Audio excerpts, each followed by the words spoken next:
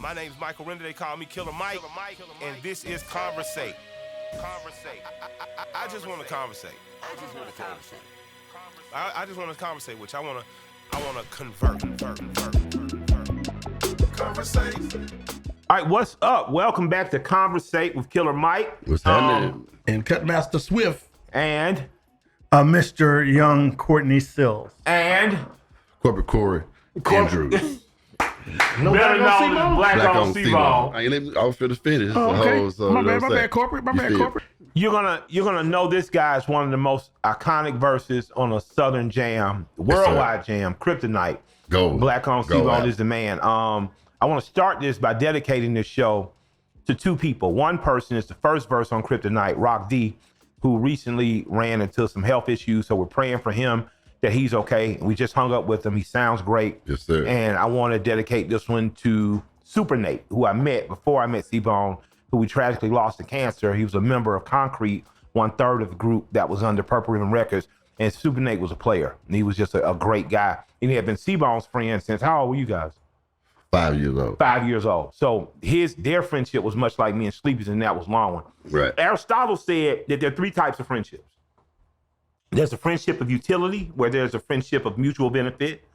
There's a friendship of pleasure, which you guys may enjoy some of the same things. You're fishing partners, or you guys would take those weird trips to Brazil together for girls or boys.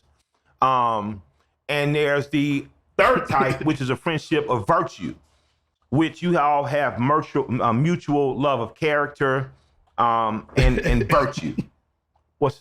I'm educated. I'm just saying, these your counterparts. I said the same shit before Aristotle too. I'm just saying, Archie said this shit. I'm listening, man. Archie, I'm just saying. What's the last one? I'm just saying, you make it so serious.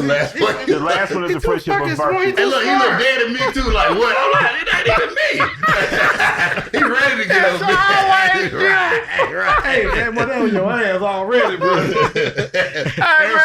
Aristotle we are happy to have my homeboy, Southside on, my main man, we up in BlackOwned C-Bone. He had to talk about Aristotle said. Man, I was listening, man. We grown now. So there are different types of friendships. There's a friendship, again, there's your friendship of mutual benefit, right? Mm-hmm. The friendship of utility. This my friend till you get in trouble. Then we get in trouble, you're not my friend no more. So we've seen no friendship. We've seen the friendships You ain't talking about me. Of pleasure. No, I'm talking about people who didn't show up for people who went to jail. I'm just saying you goddamn. No, I'll keep it here. So then there's a friendship of pleasure, right? You got your boy trip, your passport, bro. And some friends have all the attributes. Yeah, some include all of them. I've seen you be an amazing friend to people, and we're gonna talk about that in this show. I've seen you be an interesting friend. I've seen you describe Bear as the best worst friend or the worst best friend you could have ever. But he is. I love him. You gotta love him, right? But so before we get to the friendship part, let's get this out the way. Yes, sir. So because I never want Atlanta to be truly divided, Atlanta's a city for black people. It's a city for black people. It's a city for people to have opportunity. It's an amazing city. And I'm talking about the city and metro Atlanta. Now, the most Atlanta guy at the table is this guy, because he grew up in the city. They thought everybody was a suburb. These niggas thought Adamsville was a suburb. It's not Atlanta. Yeah, see what I'm saying? But Polar Rock slick country, though. I grew up in he grew up in some of your people. He grew up in my dad's family. Now, this is what's crazy, though. You're a Southside legend, and I don't say that with any lightweight on it. You literally are known from the Jits to the oldest of OGs on the Southside. Your OGs sit right here. Right. But I argue that you're honorary West Side. Yeah, exactly. I'm about to say that. If it had not been from the West Side, we would not have Corey Andrews. Your mother's from Dixie Hills. Your mother reminds me a lot of a woman named Denise. It's what see, I had to tell the story. Like, I'm West Side to the heart. Like, my whole family West Side. My family's still on the West Side. I just left my auntie house. Shout out to Auntie Yvette. Hey, Yvette. Showed her about Washington Park, Westmore Drive. They got the new belt line over there. Donald Trump shouted out Washington Park. Yeah, Donald Trump started over there on Bankhead and Ashby Street and got out the car with the J's. He did it smart. So what's different about the West Side? What's different about the West Side and what? And the South Side? Mm-hmm. It's really no difference. Mm-hmm. What's the difference is the West Side just had, y'all just like caught the train and shit to school. Mm-hmm. Y'all had like my cousin, all of them went to Washington High. Mm-hmm. So they used to call us the suburb kids. Mm-hmm. But we all used to live in the house at one time together over there on the West Side before we moved The South Side. No. Let me just go ahead. Let me just tell you my story. You talk all the time. So my cousin them, they called us kind of bougie back then because they was like rougher. They got them used to catch a train. They got them like high tower station. They used to fight on the train all the time. We didn't grow up like we used to get them. We caught the train. We caught the train to 5 points. Back home, College Park Station, we done. Yeah. Them niggas live on the train, go to work on the train, go to school, you know what I'm saying, shit like that. So basically what I'm saying, the West Side was a little more faster, a little more, I say rougher than the South Side. Gotcha. I call the South Side a suburban ghetto. Yeah. Because a lot of what you find is a lot, like you said, is a lot of people from the South Side, families, West Side, moved to the South Side. Yeah. So you got a lot of West Side families that started on the South Side. So at the end of the day, we still one big family. Yeah, I don't know why we started this, man. I don't like the separation either because when you get because they're like that's not Atlanta. That's what I mean. If you go to LA, you're like, but you in LA, but I'm in Compton. Why you can't be in Atlanta, but I'm in College Park? You get what I'm saying? Why we don't do it like that? To me, it's all Atlanta. Talk shit to each other, but it's still Atlanta. So what's the farthest you'll go out? What's the father? When my granddaddy first gave me some keys, he told me, "Don't take your ass to Gwinnett County. Don't go to Douglasville. Don't go to Conyers and Cobb." Damn, you know what crazy. I mean? But with that said, as I've grown up, the metropolitan in Atlanta has meant a lot to me. I understand we all share a lot of experience. It used to be anywhere outside of 285, and then Marta didn't go. Now the heart of Atlanta is from Bankhead, Martin Luther King, Cascade. Yeah. But. What he from? The Bluff. They say that felt like Greenbrier felt like goddamn Buckhead to me. Yeah, Greenbrier Southwest Atlanta. Yes. That's not the same. No, I'm just saying back then, like it felt like a far place. Yeah, but where you from, Summerhill and Peopletown. Yeah, that's what I'm saying. Super grandmama stayed over there by Dogwood down there in Collier Heights. So we used to so he went to Collier Heights for a while. He went to Collier Heights and Butt. I'm a Collier Heights guy. So Super Nate actually, they used to call him, when he came from the West Side to College Park, they used to call him they're like, nigga that. You know what I'm saying? So I will get flagged for that. So the people understand the education out there. College Park, South, there was a former mayor of Atlanta that wanted to put a wall up to block Southwest Atlanta. Sound familiar? Really? He wanted to put a wall up because Southwest Atlanta at that time was still white. So when you start talking about Sylvan Road, Deal, when you start talking about the other side of Martin Luther King, College Park, it was still enough working class white folks there that they were afraid of black folks. And when you got there, you got called N-word, like Butter, told me. It was just different. So I just would like to say, when we're talking about South Side versus West Side, let's keep it fun and bantery. Let's not take it too seriously, because if they ever get us divided, they're going to take this whole city and we all be going to be living in the outskirts. But see, my daddy, he from the Bluff and Fair Street Bottom. My mom from Dix Hill. We still got a house in Dix Hill. Yeah. Like my whole family still West Side, but I'm South Side. And God bless his dad, though. Your dad worked in finance. Yeah, right. Bank of America. JFA, rest in peace. Yeah, so but I'm South Side. I'm Red Oak, Ponte Ridge, Pine Tree, Camelot, Meadows, S.L. Lewis, M.D. Collins, Banneker. I'm that South Side. Yeah. You know what I'm saying? Like I'm the gumbo of South Side. What about Charlestown? Charlestown, that was our rival back then. That was was hard though, because Charlestown dude was shout out to the skis, shout out to the phenomenal. Yeah, West Side dude rock with Charlestown dude. Yeah, but what are you looking at? You don't know nothing about that. No, I know about it. I was just like, wow, y'all them Lake Shore. No, I was like, y'all people like I ain't know people with houses. That's how you grew up in Summerhill. No, I'm just saying. But you know what's crazy? My old man, he grew up Fair Street Bottom in the Bluff. Yeah. My mama, when he said my mama was in Dixie Hill, they called Dixie Hill like bougie, the houses part. Yeah. My great grandmother, Mattie Pryor. My grandmother, we got a house on Anderson, like Tiger Flower and Carver Circle, right by Anderson Elementary. You know who Tiger Flower was? Talk to me. Tiger Flower was my grandfather. He was a boxer. I think he was one of the middle. I used to call him the Deacon of Georgia. He got gold teeth. He had a grill. He was one of the best boxers in the world. And his name was Tiger Flower. Yes, he was. My grandfather told me. So that whole area is Black history. That whole Dixie Hills area, the Bluff, Marvin Ayrton, 10 years from there. Shout out to Wayne Williams. Yep. I remember they tell us the stories from over there. That like Wayne Williams used to stay like 5 minutes from my grandmama's house. So my mom and them used to know. Who is Wayne Williams? Not DJ Wayne Williams. Oh, not DJ Williams. Like the most hated man in Georgia history. I'm gonna say Wayne Williams. He was Atlanta child murderer. Yeah, he was convicted of killing 2 adults, but he was accused of being the Atlanta. But he had the whole. He called me one time. He had the whole country fucked up. Yeah. He definitely had People's Town real fucked up. He want to record you. Do this. He had People's Town real fucked up. He caught both sides. Do this. so your shoulders don't look hunched up. I mean, we was going in the house 5:45 and starting getting dark. He's scared. Yeah, so Wayne Williams called me because there are a lot of people who The Wayne Williams. Wayne Williams With the afro on the glass. Yeah. So he wants you to come- What's I want to hear this. what's my story. man I just spoke used to to work him. at Grand Hustle, Jamin. Jamin Watley, his father is Jamin's an father attorney. is an attorney, Yeah. and was working with Wayne Williams, and they asked to have a conversation. Oh, he called with you him. recently. No, it's been 4 or 5 years. I thought somebody called you when you was a kid. No, I'm gonna say the fuck. You still alive? You escaped. You hear what I just said? When you gonna take? Want you to record over there, Dixie? No, The no, fuck? no, Yeah, no, go no. ahead. I'm sorry. Jermaine, light skin. Yeah, like Jermaine. That's my guy. Yep, his father, the right, and Wayne called me and just, he talked to me, told me he was innocent, he had been falsely accused and used as a scapegoat.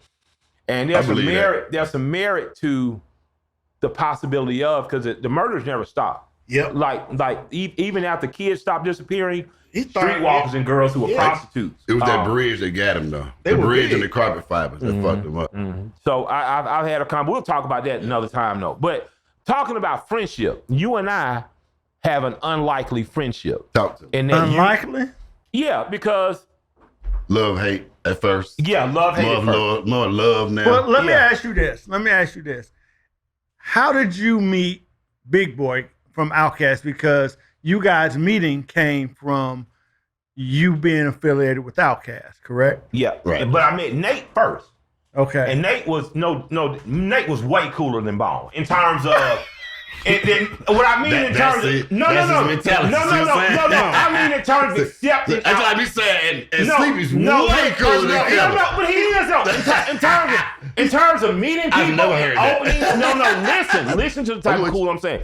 In terms of accepting outsiders, you are fiercely protective of Big Boy in a way Nate was. You agree?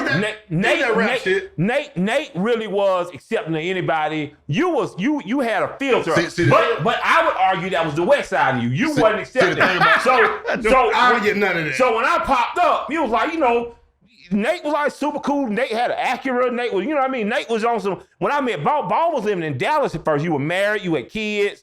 Bone, when I met Bone was like, who is this nigga? And not in a bad way, but just like, It could have been. you were. And it's not a bad thing. Accountability. That could rap have shit, been. man. It could It have was been. that rap No. shit. See, y'all got to realize, I didn't start off on no rap shit. I went on the rap You were shit. just a friend. Right. And you were Big Boy's real street Right. credibility friend. Like, Right. Big was a player. He gave it all. His uncles were surely players in Savannah, but Big wasn't no street nigga in Atlanta. Like, you knew street nigga. So you had a greater filter. I actually take credit for like getting Outkast outside.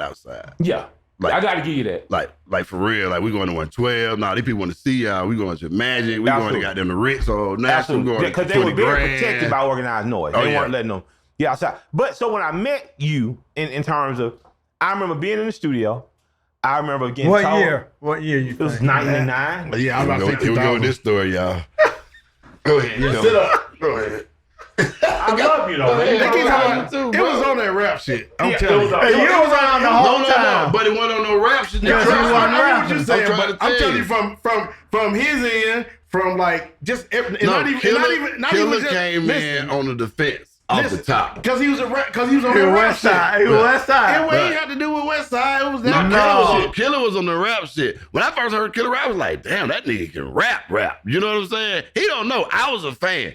So let me tell you a story what you don't know, since I began it, I mean. Okay. So when they was deciding to put out first, Outkast, Yeah. just know I was behind the scene. I love you too. I love you to death, Slim Calhoun. But I was like, Slim ain't ready. I said, he's ready.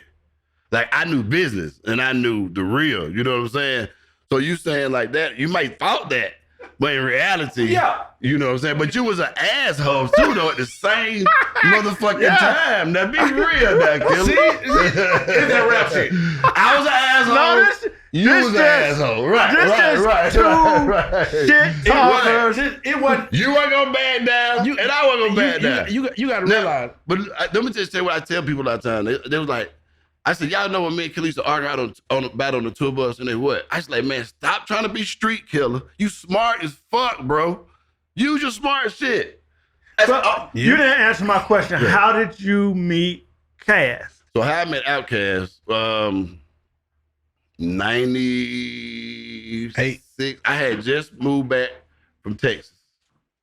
And me and Nat had a condo. We stayed in them condos, you know, the trap condos off Pleasant Hill down there where Did you everybody still have a family at this point? And this one makes sense. Yeah. I had definitely had a family. Definitely then. Definitely had a family then. Because you got married young. They set me up.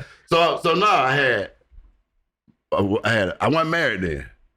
Super Nate was married first. Yeah. To Nikki. Rest in peace. Rest in peace, Nikki. Nikki Bowden. It was me, Tamara, and we had a daughter, Moni Mo. So we wanted to move back. We moved to College Park. Nat, we came back. Nat was doing. He was still doing the clothing shit from Richards. He was doing the tape back. He wouldn't even know about no work. And I just kept telling him, I'm waiting on this package to come. He's like, what package you waiting on? I said, this shit don't come, I am in trouble. Shit, they come to first, they came, and I sweated that night, got there, we got the package, showed him, woo, woo, woo, woo. So this leading up to the story. So I ended up putting him on to the game. So now he got the ounces and shit. So one night, so we bring it back. We used to go to Dee's house. So that's how Mr. DJ. So me and Mr. DJ grew up together. So Mr. DJ used to make my mixtapes in 8th grade. So I used to go over his house. Like DJ was my partner in elementary, like one of the best guys grade, ever. 9th grade, 10th grade, like D was my partner. Mixtape meaning just put a lot of music together on one tape. On a tape, on the cassette. tape. Just round out to. Okay. Right. So that was my partner. So we used to always go to D's house. So when I came back from Texas, like we always had the weed and the cars and all that shit. So we used to go to DJ house to hang out. So we go to DJ house. You know who come over to DJ house? Big. So Big come over there. You know you know how Big is. He took to us. So then one day Nate seen him at Magic City one night. They seen him at Magic City, and Big was like, you know what I'm saying? They linked up. Yeah, I remember you. Woo, woo, woo. He followed him back to College Park, and Big will tell you this story to the day. He was like, man, I woke up that morning. He's like, yeah, man, Big come here last night. Man, I gave him an ounce and everything. I was like, yeah, free kind of, that's cool. I said, but you did what? I said, gave him what? I said, you ever get that rich nigga that motherfucking weed for free, nigga? Big just told this story the other day. Yeah, he gave a zip for free. So ever since then, we just started going. Then when we started going to the house on Campbellton Road. Yeah. And we had our, Big, we had this lifestyle, he had that lifestyle, and our lifestyle merged. And we just used to be hanging out, just going, What year did you meet Big? I met Big. Like 98, 99. I met him first, same year y'all met him, 96. And that was with CeeLo. I went to Morehouse. Talking with about his friend. CeeLo? Yeah, CeeLo, one of the producers from Pretty Beat Brothers. Bullies. Yeah, Right. so there's a CeeLo with Goody Mob, and Blue there's Eyes. CeeLo and Nick, who were the Beat Bullies who created. And I started hanging with Big 98, 99. I remember when he first came. You remember when he first came? I got a picture to this day of Killer sleep on the tour bus. I kept it for ammo. I'm gonna send it to you one day. But no, you see this picture, man. That's why this picture is really like it's a dope story. It's a So success y'all story. went on tour with Outkast before you had a project out? Yeah. Oh. We always In used to go fact, there. I think your first placement was on the song I did well, Slim, right? Yeah. Well, no, the first placement was the one on the DJ Clue. But you gotta realize, me and Killer was Well? That was before Well? a light. But then you gotta realize, Yeah, we're a lot of light. who we was under. He was just like, hey, all right, shit, collab coming out this week. What y'all niggas doing? Yeah, you they- like, they- you know what I'm saying? They showed it. Yeah, So- Big had a way of trying to keep firing everybody's ass. Yeah. But Like, it you know what I'm worked saying? though. You know what I'm saying? Because he's like, It worked, man, but it got out of control sometimes. Yeah. I mean, it wasn't as terrible. In retrospect, it was nothing different than I had grew up on the West Side. Right. Yeah, But it was just ego shit. I It just, was but just I ego didn't shit. have a It was rap shit. I felt by myself. Because you the West Side, all the South Side. Only. You know what I mean? Like, Right. He did. and he felt like West Side niggas who usually I would kind of, I'd be cool with, but kind of away Gravitate. You from. can use it. Gravitate. You can use it. Yeah, I gravitate to him. It's just like he but I love the fact he wasn't a sucker and he was loud about not letting other crews be bigger, better, more badass. That's what I've always admired about. I protected the brand. Yeah, like he was not with that. And there's no That's disrespect, loyal to a fault, but New too, York sometimes. niggas weren't gonna come here and handle him like Dallas or Jermaine or yeah. it wasn't gonna go. It just what you know. What I mean? We all hated that shit. Yeah, it wasn't no, and I say that not as Oh, a y'all disparage to New touching York, the subject. but New York guys used to subject. land in Atlanta like shit. They was No, home. you- Like they was at home. Yeah, and he made sure to make sure everybody knew. In fact, you shit. take your shoes off at But- the door. You in my house. You know what I mean? But- And I've always loved that about him. I'll never forget the moment when I knew this my friend, Yeah, right? We was on the back of the bus. They used to play Madden, and he had played Blue, who Outkast former manager. Shouts out to Mike Blue Williams. I was about to say that too. And me and Bone was back there playing. He said, everybody was used to me and Bone arguing or seeing, being on different sides of the same coin. And it was just me and him back there. He said, you know what, Killer? He said, what? He said, man, I do fuck with you, man. I love you. You know what I mean? And I looked at that nigga and said, niggas, you high. He was on pills. With my partner, young Drew, That nigga looked at me, he could do nothing but start laughing. I said, this is my guy. This is my guy 100%. So the friendship of virtue was reached at that moment. And that was not long. It was only a couple years. Go in. ahead. No, Go it ahead. was, it was crazy about the New York shit you just said. Like, so Outkast being managed by Flavor Unit and Blue being the lead manager on Outkast. We thought the shit was very amazing how, like, okay, we got all these guys around the Bone, they, whoever, whatever. Who is all these other New York niggas that Blue putting on to do our job? Like, it's Smiling. Small. Yeah. Smalls. Unique. It was like, oh, man. It was always some goddamn fighting, some head knocking going on. This shit was crazy. Supernator Smalls, they In the lobby. Them niggas got to it, but Yes. For real. It was always in Atlanta, New York shit. Yeah, because your job, you're supposed to put your people on. And that's For real. what Bone called to duty on Outkast. So he was like, hey, man, you're supposed to put your people on. And Type you've shit. always been adamant about he damn sure the was. friendship of utility in terms of if I'm here and I'm able and I know, get me trained and let me do the job. You don't have to import or let other people import people for you. And I always admired that about you. I agree with that because you 100%. always understood a friendship of virtue is dope. We friends on love, loyalty, but there's a place for me in this friendship in which I could be financially beneficial to you and you can benefit me as well. Yeah, y'all was the same in that sense because Bone could call me and be like, so they doing a big out party. What with shit, Dre going, we going, man, what the fuck these niggas lame in here? Why we in there? Why we in there? Yep. And at the same time, Killer hit me with some shit like, man, we all need to have some change. We need to look like a fucking unit. Purple River, like equipment. We need to move us. We need to goddamn, but we was so separated, bro. Yeah. So separated.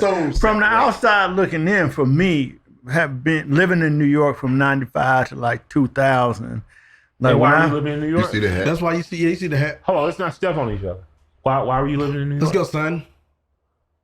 because I got a job in New York. And where and I was your job? in New York. Working So- for who? with the world famous Take that. Bad Boy Entertainment. Shouts out, man. Yeah. Shouts out. So when I found out that my little brother, mind you, I met C-Bone when he was probably 8, maybe 9. He was my next door neighbor. And when I found out he was running around with a cousin now with Big Boy, Right. I was just happy and proud. But then that light bulb hit me. It's like, bing. We showed he one of them Outkast niggas on this Right. this 112 record, Peaches and Cream. I hit Bone, boy. Bone said, man, let me hear. He done came over to my house, had a little Dominican looking thing with him too, didn't Watch yourself. he? Okay. And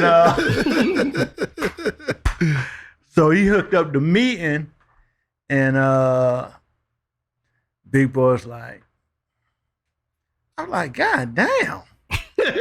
What do you like? I don't fuck with Like, you. he ain't know him. Right. He ain't no But form. I felt like Bone was trying to make the connect. Like, no, this Bear. You know what I mean? This my big bro. This woo, woo, woo, woo, woo. And it took a long time, but when I finally got in, attached to the family, it felt like, to me, it felt like you had something to do with it. I did. I appreciate you. That's how you got the job at Purple Ribbon. You were. You never gave me my congratulations. I lobbied for the shit out you on some real I nigga shit. appreciate that. I did. I lobbied for you. You were a hell of a leader. I recognize And let me tell you, that. hold on. Let me tell you something. There's a story to go behind that too. It's a good story though. Give it to him. Because this is when me and Bass Slick fell out because I felt as like, man, I lobbied for you to get the job at Purple River, and you took this nigga. So is that? No. Nah, it did. It did. No, That ain't how it happened though. Yeah, I'm telling you. It happened for you, but for me, my call was to co-manage him with Blue. So that's how I met him. I know, but I just fast forward the story how we used to always get mad at each other about the record shit. No, I never was mad at you. No, I was mad at you though, because I was like, man, you ain't helping concrete. I was mad at him though, 'cause he pushed like hell to get you on Kryptonite, which was the right thing to do. When I like he literally. Oh, Bubba sponsored it, they still don't fuck with me. He fuck Bubba love me, but you gotta realize they took Bubba verse off. Good. Yeah. Damn. I mean, I fought with Bubba. I don't not fuck with Bubba. He said nigga one time in front of us, but you know, God bless him. Damn, Bubba sponsored. But I think Claremont Lounge he killed. I loved him on Claremont Lounge. But I think Kryptonite, and I'm saying good because even it's good, they didn't use my verse on Kryptonite. The little bridge I used was dope, but you were perfect for that record. I'm saying it was Battle and shout out to the CeeLo too. The CeeLo, you were perfect. Yeah, you were absolutely perfect for that They record. rolled for me. Yeah, you were absolutely changed perfect. my life too. I appreciate it. And that ain't no diss again above. Because you definitely didn't want to go. Hey, there's an online cannabis company coming to you, and it's called Mood. It's called Mood because they give you gummies, and those gummies help with all type of moods you may have. Helps with everything from just brightening up, having a euphoric day, sexually provocative, makes you in the mood. But if you use the promo code Killer Mike at mood.com and Killer Mike in all caps, you get 20% off your first order. That's right. These things have been manufactured, flour and gummies, to make sure that you're in the mood that you want. Federally legal, so it drops at your door after order. And what's the coolest part of it? 20% off. First time users act. First time, put Killer Mike in all caps, 20% off. Next thing you know, you get flour or gummies, federally legal, to your door to help you with your moods, help you feel sexually aroused, helps you feel uplifted and euphoric. Mood.com. Mood.com is addressing your cannabis needs right now. Mood.com is doing it legally. They're doing it safely because it delivers straight to your door as long as you use that promo code Killer Mike in all caps at Mood.com. Get your pre-orders there and get put in the perfect mood today. When it came to them verses and doing shit like that, it would be so many last minute decisions made. Like you wouldn't even understand. I'd be like, oh man, this nigga gonna be mad as fuck. Well, that's how it's supposed. That's training camp. Yeah. You ever seen him push his son play football? You think Dion was son? Boy, I would have hated to have been his kid. Bone demands. He's a friend of. He's a friend again of. He's gonna push you to the limit to be the best version of you. Like I feel like if he would have been able to communicate to me better, I would have got it more. But what he was really telling me was like, don't hide the fact you're brilliant. There you go. Like fuck smart, just don't hide. Just give niggas your street version of. And once I fell into that. Yeah, everything fell in place. You know what I mean? You see the compounds? Yeah, you see it. This is my own. That's dope though, because when you said it, like you hit it down. That shit 100%. Yeah. That's it. And then, so I guess ultimately what I've learned more from our friendship, Bone, than not, is your friends should be pushing you toward the best version of you. Yeah, and that's not always going to feel comfortable. Right. It's not going to feel comfortable. And they see some good in you. Yeah, and not just with me. You've done it. I've seen you do it with Slim, seen you do it with Nate, seen you do it with Toyn.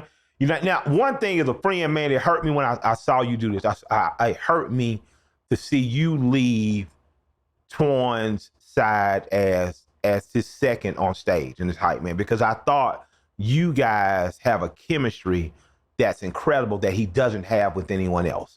And he got fired as Outkast, man. I take that. I was there. I was saying that. Well, let me just say how you started. Like the whole dance and I saw you start a lot of this. Now let me tell you why I felt. You know, I gotta say, I'm gonna choose my words. I felt Yeah, don't get me in no trouble, Twin. No. We all everybody good now. So. Yeah, for real. I don't know. No, but at the time why I stopped doing the shows, I felt like I got to build up my own brand. Yeah, I understand. And one thing I always say, I say this to anybody, like, I don't mind you building a mansion as long as I'm building myself a 3-story condo. Yeah. Understand what I'm saying? So I never counted your pockets. I don't care what you got, as long as I can get my cut and what I'm happy about. You're building too. Yeah, I don't mind. So if I just felt like, I got to a point where it's like, now I'm like you said, number 2 man, like I ain't no motherfucking number 2 man. You understand what I'm saying? It ain't no offense, but that's what it is when you play that role. Yeah. You get what I'm saying? So I understood the role, but how I got the role, I felt like you just outgrew it. I grew it, and I felt they wanted to respect it no more. Because how I got the role, it's like he was about to by do default. He was by default. So remember, he was about to do a show. Tell his story. He was about to do a show one time, and I ain't gonna say he didn't want to do the show. However it was, and Blue was like, "Yo, you got to go out there with him, man. He ain't gonna do it unless he got somebody on the stage with him." Yeah. He like, are you scared? I'm like, hell no, let's go. And you weren't scared. Fuck no. You were ready. Shit, let's turn up. I ain't got to do all the rap. I got to do is go out there and turn up. But I was like, I mean, we all get nervous. You got to get your nerves, but I wasn't scared. So his first show when Big went solo, it was me, Big, Swift. That's it. We did that for 10 years straight. And put a great show. I like shows. I just felt like I outgrew it. Like okay, what's for me now? You know what I'm saying? Not just like goddamn. I get what you building. I get it. I love it. But and like you say, I'm a team player. I'm like I'm loyal to the fault sometimes. Like I'm building with you. I'm riding with you, my nigga. But like you said, like where's I gotta see it. No, I remember telling him too. Like I was like when he did the first show too. I was like, you know, Big already cool and laid back. I was like, you can't have 2 cool niggas out there. You gotta goddamn. Like they trained me. I said you gotta give them some more. You gotta. Yeah. I said I know you ain't out there with no white wig and no fur pants on. You ain't gotta do that shit, but you gotta goddamn. Nah, nigga. My first show I ever like rap on the stage the grand stage like that. We did gangster shit, House of Blues, Outkast, and I got them cuss Big and dressed me. Y'all never do my song. And I'm like, all right, you better be ready. I was sitting on the side of the stage, goddamn, just doing my little goddamn, like, my shit. I'm doing my easy, whatever I'm doing, my LA shit. We in LA, you know what I'm saying? Them niggas jamming. I heard them niggas Swift play, doo, doo, doo, doo, doo, doo, doo. And I went out there and did some bullshit. I'm going to pick it back off your story. So Bluetooth put me to the side and said, yo, Money, how long is your verse? I was like, shit, about 1 minute 30. Say, yo, that shit ain't gonna do it for 1 minute, Money. You gotta give it to him. So you was on the gangster shit record. Yes, sir. Killed it. Yeah. Like when he showed up, he showed out. And Nate was on it too. Nate wasn't on it. What was Nate on when he was on the phone? He called in from jail. Nate was locked up. Yeah, he was locked up. Nate was locked up. That's the only reason he went on it. Shit. He was locked up there and he called in. And how many platinums did that album go? 8.5 so far. What? Some shit like that. Since then, though, you went on to build a brand at Dope Stories. Yes, you sir. You have a clothing brand. You just have to have a brand that's not based around drugs, but called Dope Stories. That was based off of just a success. We could just say like dope/success story. Oh, gotcha. Right. Gotcha. And I knew it was real when I started seeing like big titty girls in your t-shirts. But I was like, this shit really grows. But if you know me, if you know, they were like nigga know like man. I'm like, nah, nigga, it's like of your story is dope. Like, and a lot of teachers latched on to the Dope Story. That's what I'm saying. That's when I knew it was real. Like I knew a brother might wear to. But when I started, like you're on Facebook, you see all the old folks, you check me who died. Right. When I started seeing the girls, I'm just like, oh, boom. Yeah, and then once they say it was the girls, buy you good. You good. Just like girls buy the music. You forever been a businessman. You forever been somebody I respected. And in terms of friendship, you like sleeper call me in the morning and you'll give me some encouragement and you'll, say, we always talk in the morning. We always talk in the mornings. And that says something to me about work ethic. Your work ethic has far surpassed other former D-boys that I've known. Right. I found that most successful ex-D-boys I know damn near have a blue-collar mentality. They're going to be on time. They're going to do what they say they're going to do. And that's what they're going to do. And they're consistent. I've never been in your store and you've been out of t-shirts. You might have been out of a color, but you say, come back in 2 days. I have. I'm gonna keep that work now. You have been a connector of people. What drives Corey Andrews who had a rough life at times. You know what I mean? You've told me about times when you came home, you was like, man, we was evicted. My trophies was out twice. But you have never stopped. We got evicted next to him too, but go ahead. Come on. You've never stopped believing in I can do better. Right. And working. I always wanted better. Yeah. And what drove you? Like what drives you? Not what drove you. What drives you? Man. Because you got 2 great, successful children. What drives me is like, well, I take pride. I don't have any felonies. Yeah. That's for one. Like, I know I've done a lot of things and I'm blessed. Yes, you have.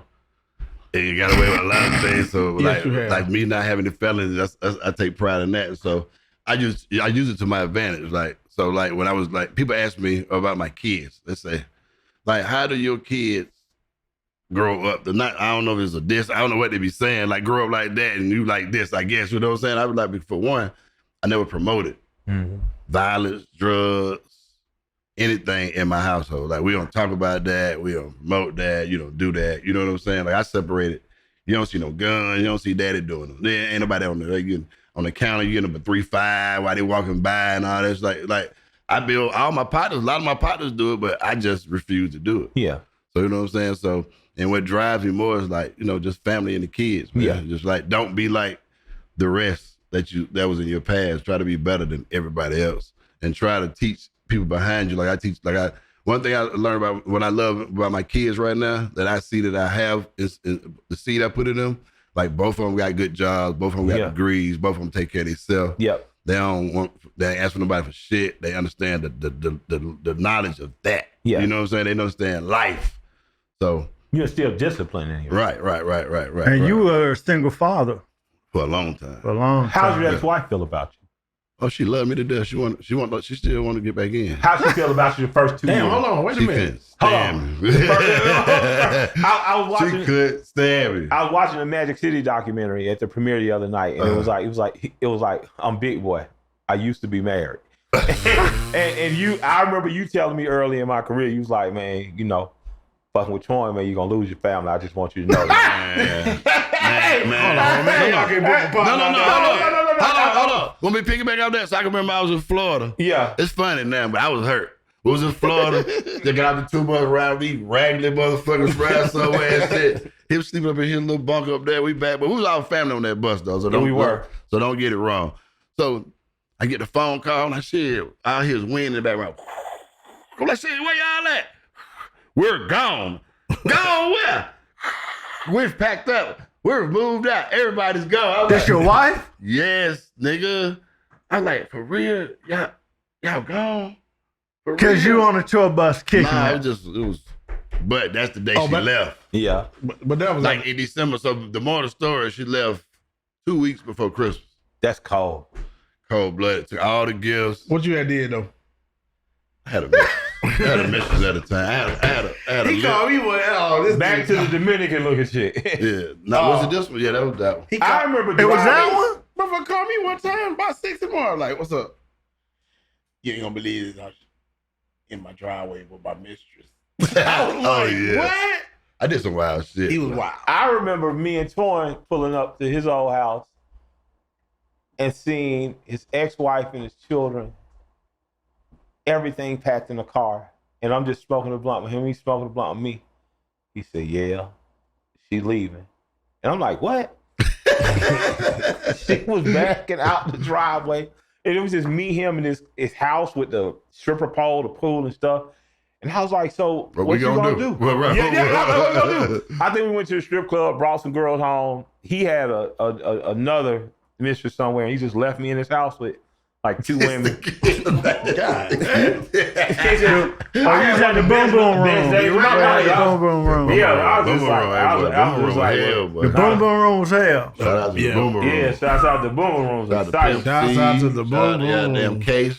Yeah, Shout out to all the magic, all the followers dancers that follow us down the Fed. Yeah. Shout out to y'all. The Big It's a Boy long movie, drive too. The Big Boy part of the Outkast movie is gonna be amazing. Like, it's I ain't here to snitch, but boy, I love you. So, Bone, let me ask you this. Outside all the street shit, when you start taking the rap shit serious? Like when? Like I'm trying to think about like what time. That's a great question, brother. That's a great question. Well, you play a pivotal role in the rap shit. So one of the first things, it's funny that I watched this video the other day. You in the video.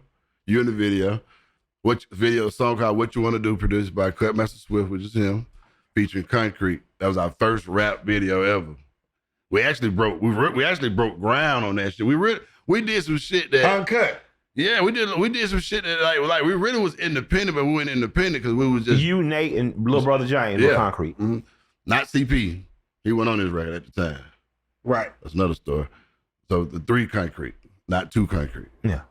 So yeah, it was us 3 there. You in the video. You lean back on the wall with a broad up under your shoulder. You walk in, you smile, all you cheese like a goddamn chest cat and shit. Yep. Oh no, you had mistresses too. No, it was just getting started. That's right. And listen, when y'all do this, when y'all edit this video, please find out what you want to do video. When Big first walk in smoking the joint, he daps up Killer Mike, and Killer just got a smile on his face that you can't goddamn not ignore, boy. He's having the time of his motherfucking life. No cap. I ain't gonna bullshit you. But it was some times back then. Yeah, so that was like the first time I took it when I took it. And then when it jumped on BET. I was just recording songs with y'all. I felt like I was producing some shit. We can do anything. We can make it work. When I feel like Concrete actually didn't jump off the porch, because I feel like we came up on an Outkast, and Outkast was so here, and the shit we were talking about then was like slum. Super slum, like this, that, but it was real though. It was authentic. You know what I'm saying? Yeah. And I actually have dropped up. You dropped a diss record on me. It was a great record too, bro. It was average. My shit was good. But you didn't write it, so it had a lie. No, I don't know who told you this. Who wrote that? The dude with the dread or light skinny? None of them niggas wrote that shit. Nah, some nigga told me he wrote the record. Some of his niggas did write that shit. Let me call them niggas. Nah, Buddy told me, he said, man, I wrote that record. I said, it turned out pretty good for you too. How your job going? But you made one first though. Nah. Yeah, you did. Y'all had diss record. I remember that. That's the part right here. He think he's smarter than me. He's like, I don't remember. Nah. He's talking about, I made a diss record. I said, you made one too. He said, no, I said, yeah, you did sidekick. He's like, damn, he remembered. Let me tell you what's fucked up about this record. Me and Killer had already been working on some shit, mixtape shit. He come on one night, I'm just playing the beat. I'm like, he's like, that shit jamming. Let me do something to it. I didn't know they was dissing like that. He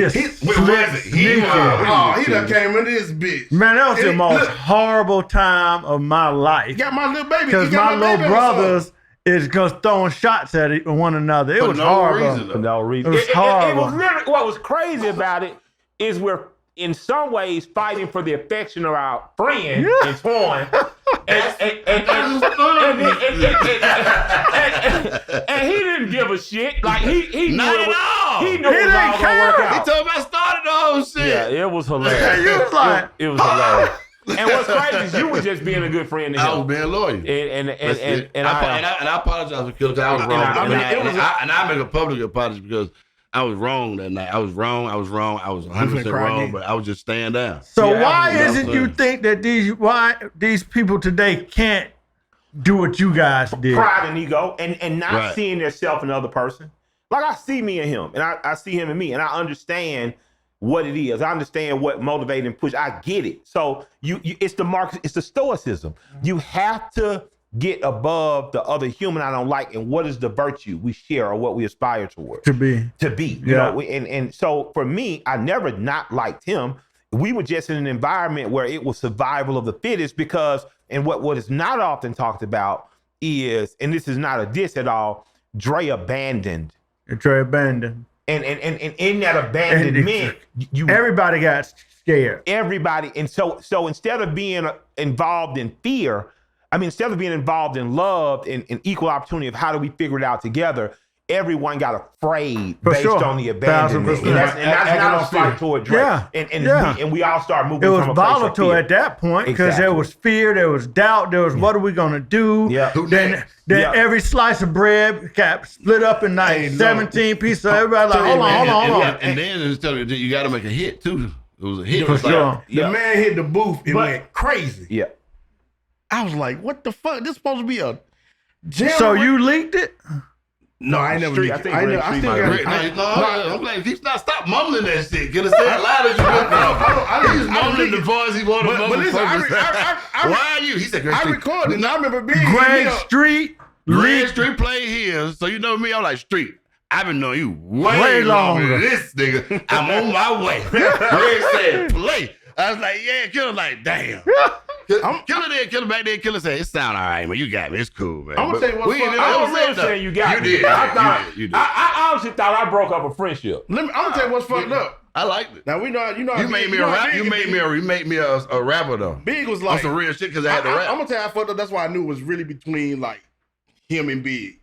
And like I had nothing to do with it. You just called it straight. No, guess what he told me? He said, yeah, you like, oh yeah, and you recorded that fuck shit at your house. I said, man. Oh, because he was dissing Big too. Oh, he did the whole label. He did everybody. He did this Dre. He did this Big. He did this he my did the whole dogs. He did this my goddamn car. The record is called a real monster. The record is called Run Tell That. Oh, you remember that, huh? I got the record. I don't remember That record will never be I out. think the most beautiful thing is the reconciliation and the love, that the camaraderie that's at this table. Now, I got the story of the reconciliation night. I keep all this shit in my memory bank because then me and we So one night we had a show in Decatur. See if you remember this. I got the videos. They all on YouTube. I got the show. We had a show in Decatur. We jamming. We jamming. So I seen Killer when we walked in. We kind of like, I think we probably spoke. I think we kind of everybody spoke. I don't know if it was love. It wasn't no beef, but it was after the bullshit. So it wasn't like no beef, but everybody like, yeah, you know what I'm saying? So it was love, but it was, so we went out, we performed shit. So I get the bug, as he say I do all the time. I called him to the stage. First time, I don't know if he made it or not. I think they might have ran that motherfucker or something, running back, somebody ran him over. He came and busted through the crowd, tore that bitch up, rock. And from then on, him and Shawty had locked back in. I'm talking they bad buddies now. Now left me, they had a rap group and everything. Big boy back together. Yeah. And where you at? Fuck over here somewhere. I'm gonna go do dope stories. I'm gonna go tell some dope stories. I got no best, but it was love though, because I wanted the whole family. Like I didn't like the bullshit. Yeah. I'm gonna tell you for me it was even before that. You called me and somebody from the South Side that said, "Man, shit, I'll find that nigga. I'll shoot up that nigga." And you called me. You like, "Man, I don't think this nigga harmful for real." So he said, "But I just want to let you know it's in the L." You know what I mean? Yes, dude. I'll tell you later. And I was just like, and it was funny to me. Cause I was like, "Shit, man, I could have that nigga killed tomorrow. He broke and ain't got no money, so he can't go nowhere." And I was just like, I never thought, to even go past that. But the fact you called me, huh? Don't put the blitz. No, but the fact you called me, I say this ain't. No, I say I love and I never told that to Sleep. I never told that to nobody out the West. But the nigga, just the fact he said it, I was just like, man, the fact Bone hit me. I said, man, this my guy. I said, whatever bullshit. it is, it was just bullshit. You know what I mean? But I'm gonna tell you what amazed me with you is you have butted heads, and while I really admire you as a person of principle and integrity, you butted heads with some of the biggest in the game, and you haven't bagged down. I remember somebody who blew up somebody's car having to meet you on Old National and have a conversation with you about the woman they love loving you. I remember that. And in that moment, that person had to respect the fact it wasn't about money, it wasn't about perceived power, it wasn't about that I'm dealing with a man. And they handled you a lot differently than they handle kids who be cutting around. I think I might be the only one who told that person, nigga, fuck you. I seen this literally myself. You know what I mean? Literally. And that person ended up on the respect side of you because that person had never been told that. That person had never been told. Like all that money, none of that matters to me. Because it started out with the bully type shit, and I was like, but for him to be honest with you, that's all he knew based on that's all he was getting. So when I got the call from K Wells with him on the phone, they was like, yeah, somebody named such. I was like, he was doing his hell yeah, that's my brother. What are you talking about? Because K Wells, it ain't going like that one now. We ain't doing that. I cussed Divine ass out. Y'all and on that one, like everybody was rocking with you. Like everybody was on some shit like not shouting. Like ain't nobody gonna. Yeah, that was a proud A-Town moment for me. The crazy part about it is the shit I be hearing, like the court and all that shit. The same shit I went through because he found my girl number. Mm-hmm. He had some of his New York girl called my girl. She knew before I knew this shit. She knew he was beefing with me before I did. Like he had called her and told her like, yo, your man's fucking with my girl. Ooh. So I thought it was still a player. And she's like, oh, no, ain't no player. So, you know what I'm saying? So we had our good moments. But yeah, I think I might be the first nigga to tell you fuck you. But he ended up bowing. I ain't gonna say bow down, but he understood. Respect, I think what you taught him. I think what you taught him. There's a player expected to being a Southerner and a man. And I remember my grandfather doing me this. He sat me down and kissed me. He said, hey. I said, yes, sir, Bert. He say, you need to know something. I said, yes, sir. He said, you can't own nothing. You can't put in a cup and measure. And I ain't never seen pussy bottle or cans. I said, damn. That's what helped me understand whatever woman you're dealing with, she's free to do whatever she wants to. And you don't own her because you can't put pussy in a cup and bottle or can it. And you helped. But you know what's crazy? I think you helped him understand that. No, and I helped, and what I did was, honestly, I made her fall for me even more by doing that, and I didn't know that. Yeah. Like, I'm just doing what's natural in me. Yeah. It's what like, nigga, who the fuck you think? Like, no, we ain't doing this. Yeah. You know what I'm saying? We done had, like, 2-3 accounts. We had an account at 112. But the old national meeting was the most. The old national meeting. You got to hear in the morning. You got to hear Dallas Austin tell that story. Yeah. He swear he know the real version of the story. His version is kind of crazy. But yeah, the old national meeting in front of 20 grand was the meeting. Yeah. But I actually wasn't allowed to go to the meeting. Yeah. So I'm in the parking lot. Him and Twan had the meeting. But there's other niggas in that parking lot. We all in the parking lot. Yeah, absolutely. You know what I'm saying? Absolutely. So they had the meeting. So I was saying, fuck them niggas. You know what I'm saying? I'm still on that shit. Like, let your man know you fucking up families. Nah, but I thought he wanted to fight. I wanted to, like, we could have just goddamn went ahead and did what we wanted to do. He wasn't trying to do that. That's what I wanted to do at the time. You know what I'm saying? Like, I used to work out and shit. I used to be ready. Yeah, I know. I was like, shit, like, I don't know, I might bump into this nigga though. But you know, you had a solid punch on you. So you hit me with a sucker punch one time. Oh man, here we go. Here we go. I told you about time to end of the shit. We got to call security. I always thought I was like, you don't hit the hard thing you do, but because I got knocked the fuck out. It was friendly. Yeah, it was friendly. You tried to do it, but listen, friendly fire. Listen, them goddamn Samoan one going for it. But I definitely won. Yeah, but man, I just want to tell you, man, I love you. I think. I seen them Samoans one night too. Yeah, they seen it. I got the call. You have been an amazing testament. You and Sleep in particular, as my friends, have been an amazing testament as what the discipline of street dudes, what the discipline streets give you, the true stewardship of friendship, and what it gives you. And just both of you guys are two of the greatest fathers and men I've seen. And I think that there's a narrative that needs to be rewritten about dudes who cool, a player, or a lot of women like, or players respect. That carries over in other parts of your life. And part of the reason we having so many problems with younger generations now is that they have not been allowed to be interactive with men. They're coming from an emotional place of how their mama felt or what their auntie thought. Like I seen them fighting from Stankonia. It was the gay club next to it. Mm-hmm. One of the boys was fighting another gay boy. He took off his shoes and socks. I said, well, he ain't never been in a fight with a man in his life. He don't take off his shoes and socks to fight, but all that just to say, man, Corey Andrews, man, the West Side is proud of you, and we glad we produced the South Side is proud of you. We glad. The South Side is proud of you because you always respected the game. You always respected player shit. You always respected the game, and you came up under some. You know what I mean? You seen some shit. Now, last question today. Why did you never get your Joe Corey karate? Why'd you never get to watch?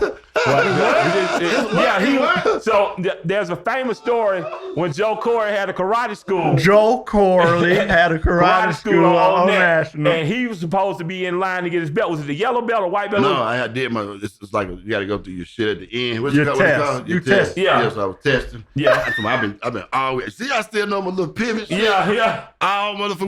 We lived in the Camelot by then. We had just moved from Pine Tree. Yeah. The Camelot. And Dominique Wilkins used to live in Camelot. Right behind us. That was Camelot with the ball. So we had endo pools. So long story short, I just had this goddamn purple and white heifer we got from Kmart on Road National.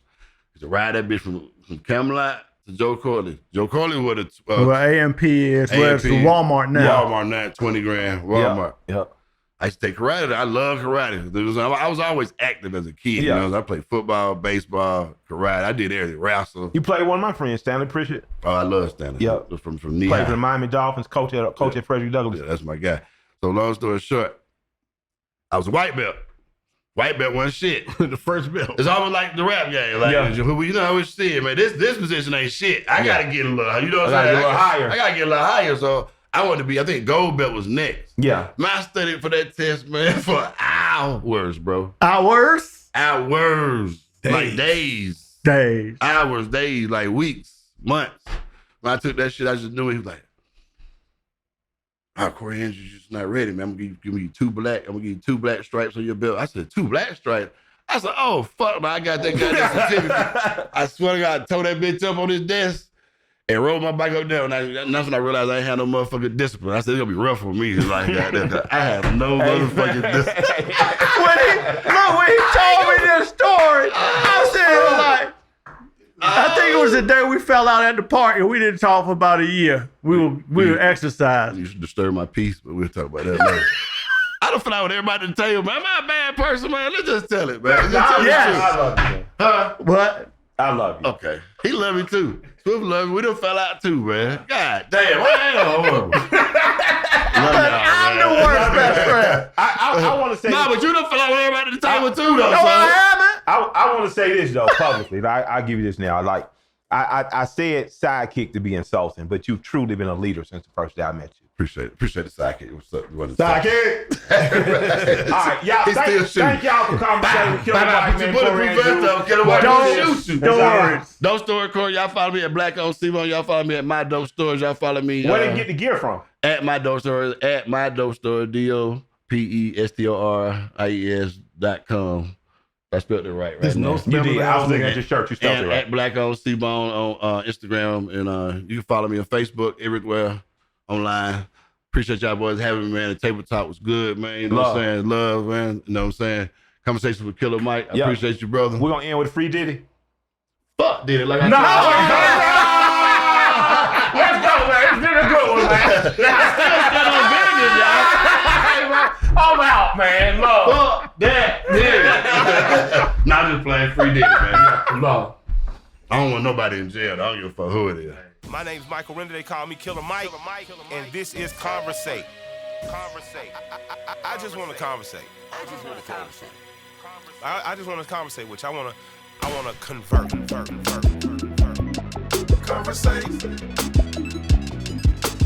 Conversate's not a real word, but I encourage questioning. I want to encourage thought. I want to conversate. I want to have discussions with people that I may not agree with or that I may not understand and try to gain perspective. I think we all should be doing that. We all should be in talk. You know, we all should be in a constant state of talking because that's what precedes organizing and mobilizing and revolutionizing and changing things. I believe in the power of conversation. I believe in Conversate. So I'm here to talk.